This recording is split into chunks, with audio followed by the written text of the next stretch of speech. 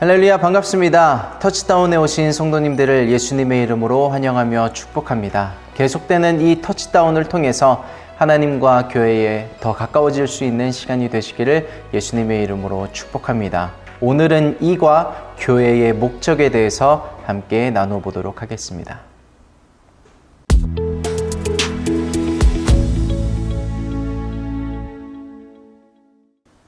이과에서 교회의 목적을 다루는데 그에 앞서서 교회란 무엇일까 먼저 생각해 보고자 합니다. 교회가 무엇일까요? 교회가 무엇인가? 성도님들께서 생각하시는 교회란 무엇인가요? 교회 하면 어떤 모습, 어떤 의미들이 떠오르시나요? 교회는 예배하는 곳, 교회는 찬양하는 곳, 기도하는 곳, 성도들의 어떤 교제가 있고 서로 배려하는 곳, 어떤 모습을 떠올리셨나요? 어떤 모습을 떠올리셨던 다 맞습니다. 그 모든 모습들이 교회의 본질 속에 들어가 있습니다. 그래서 교회는 좋은 곳입니다. 제가 어렸을 때 학교에 다닐 때 좋은 선생님들 많이 만나봤습니다. 좋은 친구들도 많이 만났고요. 그래서 좋은 추억도 많이 쌓았습니다. 그런데 교회만큼 저를 있는 모습 그대로 받아들여주고 교회만큼 나를 배려해주고 아껴주고 사랑해준 곳이 없었습니다. 힘들고 괴롭고 엉엉 울고 있을 때 다가와서 진심 어린 위로를 전해준 곳도 교회였고, 기뻐할 때 그 기쁨을 나누며 배가 되게 해준 곳도 교회였습니다. 무엇보다도 내가 이 세상에서 왜 살아가야 하는가, 무엇을 위해서 살아가야 하는가, 그 목적, 비전, 꿈을 알려준 곳이 교회였습니다. 그래서 교회에 있는 선생님들과 친구들과 함께 그 꿈을 공유하고 나누고 서로 격려하면서 저의 꿈을 키워오고 지금의 저가 있게끔 만들어주고, 또 지금의 교회에서도 성도님들과 함께하는 교제 속에서 앞으로의 나는 또 어떤 모습으로 발전해 나갈 것인가 배우고 알아갈 수 있는 곳이 교회입니다. 그래서 교회는 좋은 곳입니다. 성경에서 교회라는 단어는 헬라어 에클레시아에서 그 번역을 가져왔습니다. 에클레시아란 단어의 뜻은 어디로부터 부름을 받은 자, 혹은 어디로부터 부름을 받은 자들의 모임이란 뜻을 가지고 있습니다. 그래서 교회는 건물이 아닙니다. 우리가 흔히 생각할 때 교회하면 건물을 떠올리게 되어 있는데, 교회라는 뜻은 건물이 아니라 하나님으로부터 세상 가운데서 부름을 받은 자들이란 뜻을 가지고 있습니다. 고린도전서 3장 16절의 말씀을 보면 너희는 너희가 하나님의 성전인 것과 하나님의 성령이 너희 안에 계시는 것을 알지 못하느냐라고 기록되어 있습니다. 너희는 너희가 하나님의 성전이다, 교회다 라고 성경은 기록하고 선포하고 있는 것입니다. 성도님 한 분 한 분이 교회입니다. 성도님 한 분 한 분이 성전입니다. 그래서 오늘 이과 교회의 목적에 대해서 함께 살펴볼 때에 나는 어떤 교회가 될 것인가 함께 생각해보고 나누는 그런 시간이 되기를 예수님의 이름으로 소망합니다.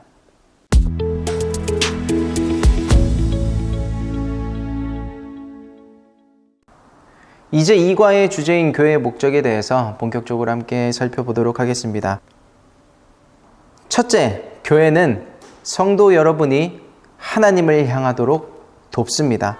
고린도전서 3장 10절에서 11절 말씀을 함께 읽어보도록 하겠습니다. 내게 주신 하나님의 은혜를 따라 내가 지혜로운 건축자와 같이 터를 닦아두매 다른 이가 그 위에 세우나 그러나 각각 어떻게 그 위에 세울까를 조심할지니라. 이 닦아둔 것 외에 능히 다른 터를 닦아줄 자가 없으니 이 터는 곧 예수 그리스도라. 아멘. 건물을 세우는데 기초가 중요합니다. 공사를 하는 데 있어서 중요한 것은 타일을 고르고 어떤 자재를 고를 것인가 중요하겠지만 기반을 다지는 것이 중요합니다. 이 교회를 세우는 데 있어서 기반 되시는 분이 계신데 그분이 예수 그리스도십니다. 교회는 좋은 곳입니다. 그래서 값없이 구원을 받고 값없이 은혜를 받은 사람들이 모인 곳이죠. 그러나 아무리 좋은 사람들이 모였다고 해도 하나님이 안 계시면, 예수 그리스도가 계시지 않으면 아무 소용이 없습니다. 저희가 방금 고린도전서 3장 10절과 11절에서 읽어서 아시듯이 교회는 예수 그리스도의 터 위에 세워지는 곳입니다. 예수 그리스도께서 기반이 되시는데 기초공사 없이 기둥을 세워봐야, 벽돌을 세워봐야 의미가 없는 것처럼 교회는 늘 하나님을 기억하고 기초로 돌아가고 늘 하나님을 생각할 수 있는 곳이 되어야 합니다. 그래서 교회는 성도님들이 하나님을 향할 수 있도록 돕습니다. 성도님들의 삶이 하나님을 바라볼 수 있도록 돕는 역할을 합니다. 그래서 저희는 이것을 예배라고 부릅니다. 예배를 통해 하나님이 누구신지 알게 됩니다. 예배를 통해 예수님이 누구신지 알게 됩니다. 예배를 통해 성령님이 누구신지 알게 됩니다. 그런데 이 알게 된다라는 것은 머리로만의 이해를 이야기하지 않습니다. 체험적인 이해, 체험적인 알아감을 이야기합니다. 하나님은 체험할 수 있는 분이기 때문입니다. 아니, 하나님은 체험해야 하는 분입니다. 머리로 이해해서는 아무런 능력도 아무런 변화도 나타나지 않습니다. 살아계신 하나님, 그 하나님은 살아계시기 때문에 우리는 만날 수가 있습니다. 그래서 그 하나님을 만나게 될 때 우리는 가장 중요한 축복인 구원을 얻어 누릴 수 있게 되고요. 뿐만 아니고 이 세상을 하나님께서 지으셨잖아요. 하나님께서 이 세상을 사람들로 하여금 살아가는 데 있어서 필요한 것들을 공급하게 해주시는 것을 경험할 수 있게 됩니다. 교회는 하나님으로부터 세상 가운데서 부르심을 입은 자들이라고 말씀을 드렸습니다. 수족관에서 태어난 물고기는 이 세상이 자기의 삶의 전부라고 생각할 수밖에 없습니다. 여기로 가면 수풀이 있고 여기로 가면 동굴이 있고 가끔씩 먹이가 위에서 떨어지고 이렇게 살다 가는 것이 나의 인생이구나. 그러나 바다로 나아가면 끝없이 펼쳐진 대양을 누비면서 풍족한 삶을 살 수 있는 것을 보게 됩니다. 세상에만 있으면 세상이 전부라고 생각하고 살아갈 수밖에 없습니다. 그러나 이 세상에는 보이는 것이 전부가 아니라 보이지 않는 하나님이 계시고 그분이 다스리시는 영적인 세계가 있습니다. 하나님은 우리에게 구원을 주실 뿐만 아니고요, 이 땅에서의 삶을 살아가는 동안에 많은 축복들을 누리길 원하십니다. 어떻게 누리게 되나요? 교회를 통해서 예배하고 하나님을 만나고 하나님을 경험하게 될 때 그 축복들을 누릴 수가 있습니다. 그래서 교회를 통해서 하나님을 만나고 예배할 때 구원을 얻고 축복을 얻고 이 땅에서 살아가는 동안에 창조주 되시는 하나님의 도움을 얻어 살아갈 수 있는 성도님들 한 분 한 분이 되시기를 예수님의 이름으로 축복합니다. 이러한 삶이 될 수 있도록 성도님들이 하나님과 연결될 수 있도록 교회가 도와드리려고 노력할 것입니다.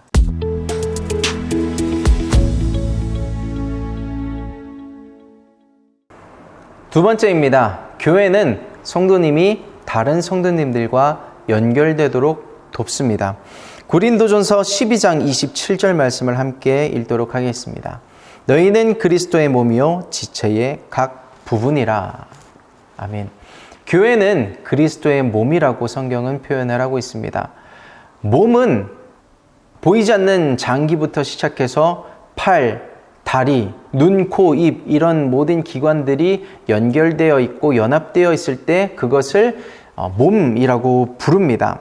너희는 그리스도의 몸이요 지체의 각 부분이다 라는 것은 따로 떨어져 있는 것 같지만 우리가 부르심을 받은 자들로서 그들의 모임으로서 서로 역할은 다르지만 누구는 다리의 역할을 할 수도 있고 누구는 팔의 역할을 할 수도 있고 누구는 입의 역할, 누구는 눈의 역할을 할 수 있는 것처럼 각기 받은 은사도 다르고 모양도 다르지만 예수 그리스도 안에서 연합될 때 그리스도의 몸을 이룰 수 있다는 것을 이야기하는 것입니다.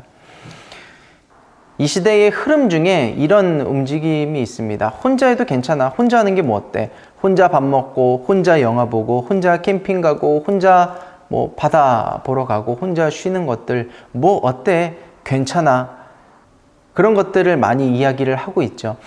틀린 말은 아닙니다. 그런데 이것들이 교회에 넘어와서 혼자 신앙생활 하는 거 뭐 어때? 혼자 교회 다니는 거 뭐 어때? 혼자 기도하고 혼자 그렇게 찬양하는 거 뭐 어때? 세상도 다 그렇게 하는데, 마치 세상 속의 그런 모습들이 세련된 것처럼 교회에 넘어와서 그렇게 신앙생활하는 것도 멋있는 어떤 모습처럼 포장해 가려는 모습이 있지 않나 생각을 합니다. 그런데 교회는 다릅니다. 교회는 달라야 합니다. 교회는 서로가 서로에게 필요합니다. 눈이 입더러 난 너 필요 없어, 다리가 팔더러 난 너 필요 없어 라고 말할 수 없는 것처럼 우리는 존재 자체가 스스로는 미완성인 존재입니다. 삼위일체 되시는 하나님도요, 연합해서 일을 하십니다. 심지어 하나님 나라의 일을 확장하는데 사람을 사용하시기도 합니다. 사람에게 부탁하기까지 하나님 나라의 일을 하게 하시는 것을 볼 수가 있습니다. 그러므로 교회를 알아가면 알아갈수록 교회에 속하지 않고 혼자 크리스천이 될 수 있다는 생각은 약간 역설적이고 왜곡된 생각이라는 것을 알 수가 있습니다. 마음을 한번 열어보시고 교회에 다가오고 다른 성도님들에게 다가가고자 한번 노력해 볼 수 있는 성도님이 되시기를 예수님의 이름으로 부탁드립니다. 에베소서 2장 19절 말씀을 보면 이렇게 기록하고 있습니다. 그러므로 이제부터 너희는 외인도 아니요 나그네도 아니요 오직 성도들과 동일한 시민이요 하나님의 권속이라. 이 하나님의 권속이라는 말은 쉬운 성경이나 영어 성경을 보면 하나님의 가족이다 라고 이렇게 표현을 하고 있습니다. 이제 교회로 모인 성도님들은 한 분 한 분이 가족이라는 것입니다. 서론에서 교회는 좋은 곳이라고 하면서 제 이야기를 잠시 나누었지만, 제가 그렇게 교회에서 사랑받을 수 있었던 것은 그분들이 저를 가족처럼 여겨졌기 때문입니다. 가족은 서로 사랑합니다. 누군가에게 좋은 일이 생기면 내일처럼 기뻐합니다. 누군가 아프면 내가 아픈 것처럼 아파합니다. 누군가에게 문제가 생기면 그것이 내 문제처럼 여깁니다. 사도행전 12장 5절 말씀을 한번 같이 읽어보도록 하겠습니다. 이에 베드로는 옥에 갇혔고 교회는 그를 위하여 간절히 하나님께 빌더라. 예수님의 제자 베드로가 감옥에 갇혔습니다. 그냥 감옥에 갇힌 정도가 아니고 헤롯 왕에 의해서 죽을 위기에 처해 있었던 것입니다. 그래서 교회는 힘써 기도하기 시작합니다. 하나님께 베드로를 꺼내달라고 힘을 합해서 모여서 기도합니다. 하나님, 베드로를 살려주세요. 베드로를 꺼내주세요. 그 결과 하나님께서 그 기도를 들으시고 응답해 주시고 베드로로 하여금 그 감옥에서 나올 수 있게 하십니다. 이 이야기는 성경에서만 일어난 일이 아닙니다. 하나님은 서로가 서로를 위해, 교회가 교회를 위해, 성도가 성도를 위해 기도하는 것을 기뻐하십니다. 하나님은 어려움에 처한 누군가를 위해서 모여 기도할 때 그 기도를 들으시고 응답해 주시는 분입니다. 지금도 많은 교회에서, 또 우리 서울 대치순복음교회에서, 온라인 교회에서 질병이라는 감옥에 갇히고, 병실이라는 감옥에 갇히고, 문제라는 감옥에 갇히고, 환경이라는 문제에 갇혀 있는 힘겨워하는 이들을 위해서 기도할 때 하나님께서 그 기도에 응답해 주시고 들어주셔서 병을 낫게 하시고 모든 문제와 어려움 가운데서 그 하나하나를 해결해 나가시는 간증을 우리가 나누는 것을 많이 경험하게 됩니다. 터치다운에 함께 하시는 성도님들도 이렇게 성도님 다른 분들과 연결이 되고 중보를 하고 중보를 받을 때 이런 어려움, 이 세상을 살아가는 동안에 많은 어려움이 있잖아요. 그럼에도 불구하고 그 중보 기도를 통해서 하나님께서 역사하시는 것을 경험하게 되실 줄 믿습니다. 이상합니다. 내가 남을 위해서 기도했는데 힘은 내가 얻는 것을 경험하는 경우가 많습니다. 그런 어떤 중보의 축복도 누리게 되시기를 축원하고요. 교회는 다른 성도님들과 연결되도록 도와드린다고 했죠. 영적으로 연결이 되는 것입니다. 어떤 물질적으로, 사업적으로 연결이 될 수 있도록 도와드리는 것이 아니고 영적으로 연결돼서 하나님 나라의 백성으로서 축복을 누릴 수 있도록 도와드리는 것을 이야기하는 것입니다. 그리고 또 한 가지 교회가 연결되도록 도와드리는 분이 있는데 그분이 담임 목사님입니다. 담임 목사님은 언제나 내 편입니다. 언제나 내 편이 있다는 것은 참 든든합니다. 그리고 언제나 나를 위해서 기도해주는 그 분이 있다는 것은 참 행복한 일입니다. 누군가에게 기도 부탁할 수 있다는 대상이 있다는 것, 그것은 참 행복한 일입니다. 그래서 내 교회가 있다는 것, 내 담임 목사님이 있다는 것은 참 행복한 일입니다. 성경에서 성령님이란 분을 보혜사라고 이야기를 합니다. 보혜사는 쉽게 이야기해서 변호사라고 생각을 할 수 있는데, 교회에 세우신 담임 목사님은 늘 예수님을 닮아가고자 하는 분이거든요. 늘 성령님의 성품을 갖고자 하는 분입니다. 그래서 언제나 늘 내 편이 되어서 나를 위해 중보하는 분, 내 담임 목사님이 계시다는 것을 우리가 늘 기억하면서 서로 성도님들과 연결되고 담임 목사님과 연결되어서 하나님께서 이 교회에 심으시고 누리게 하고자 하시는 그 모든 교회로서 나오는 축복들을 누릴 수 있는 성도님들이 되시기를 예수님의 이름으로 축복합니다.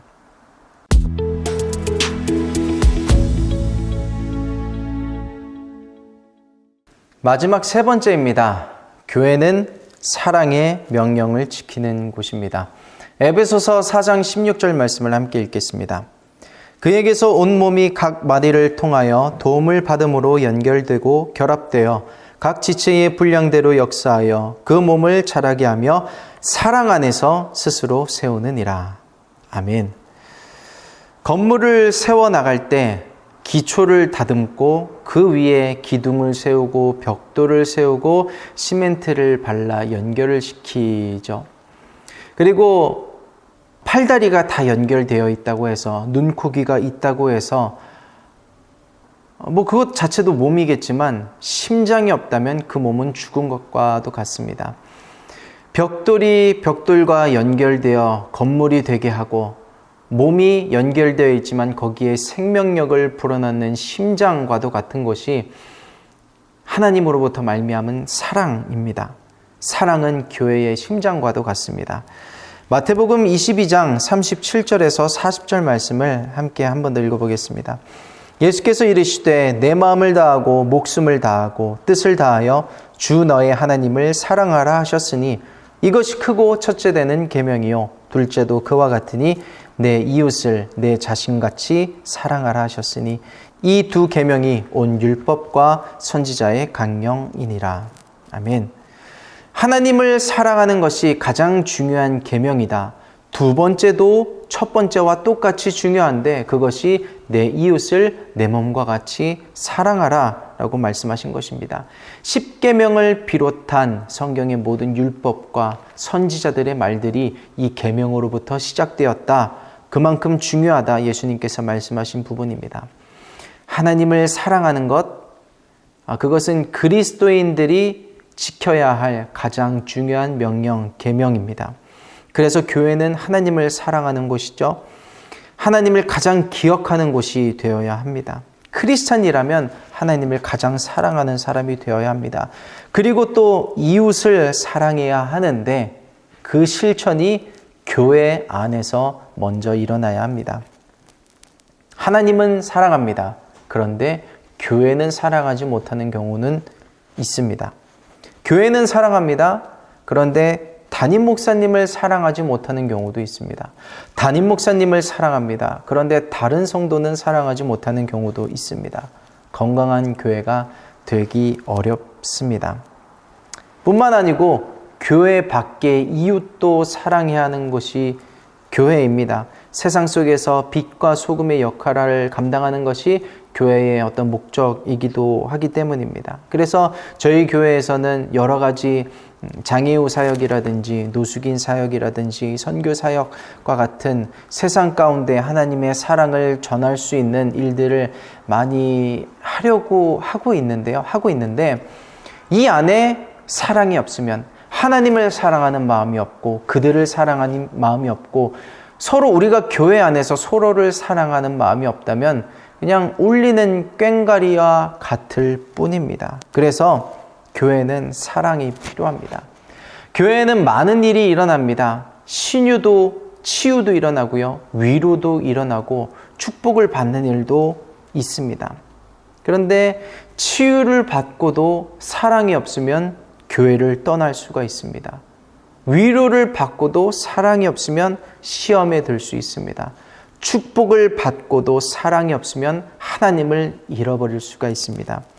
신유도 위로도 축복도 필요하지만 이 모든 것을 덮는 사랑이 있어야 합니다. 고린도전서 3장 3절의 말씀을 함께 읽어보도록 하겠습니다. 너희는 아직도 육신에 속한 자로다. 너희 가운데 시기와 분쟁이 있으니 어찌 육신에 속하여 사람을 따라 행함이 아니리요. 바울이 고린도 교회를 책망합니다. 고린도 교회가 어떤 곳이냐면 사도 바울에게 가르침을 받아 말씀도 잘 알았고요. 성경도 또 많은 은사들이 나타났던 곳이었습니다.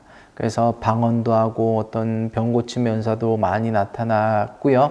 그런데 사랑이 없었습니다. 서로 시기하고 분쟁하고 편가르고 교회 안에 이런 분열들이 나타났습니다. 그래서 사도 바울이 고린도 교회를 표현할 때 너희는 어린아이와 같다. 온전한 교회라고 표현하기에는 아쉬움이 있다라고 표현을 했습니다.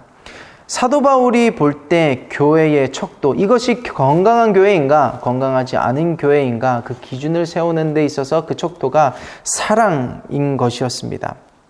이제 4주간에 걸쳐 진행되는 터치다운 그리고 계속해서 이어지는 교회 생활, 신앙 생활을 통해서 성경 공부도 많이 하게 되실 것이고 예배도 많이 드리고 찬양도 하고 기도도 많이 하시고 또 3강에서는 헌금도 다루고 여러 가지 교회 생활을 열심히 하시게 되실 것이라고 생각을 하는데요.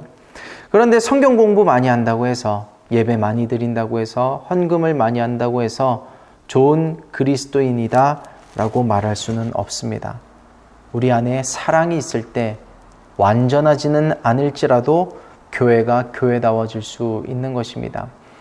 사람은 부족해서 누군가를 사랑하기에는 어려움이 있을 수 있습니다. 그렇기 때문에 늘 초심으로 돌아가 하나님을 바라보고 하나님이 나를 값없이 사랑해 주셨다라는 것을 늘 기억하고 하나님 사랑, 이웃 사랑을 실천할 수 있는 교회가 되어야 할 것입니다.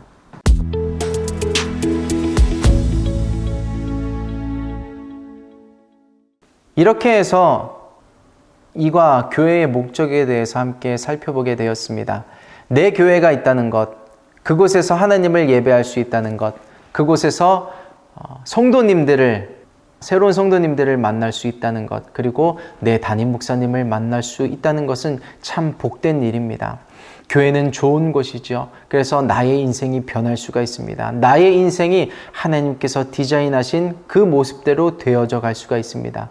왜냐하면 하나님이 계시기 때문입니다. 사랑이 있기 때문입니다. 사랑은 부족한 모든 것을 채우고 완성해 갈 수가 있습니다. 우리가 함께 모여서 예배하고 함께 서로를 위해서 중보할 때 우리가 구원 얻은 축복, 그것에 더해서 이 땅에서의 삶을 하나님이 주시는 축복을 통해서 누릴 수 있는 삶이 될 것입니다.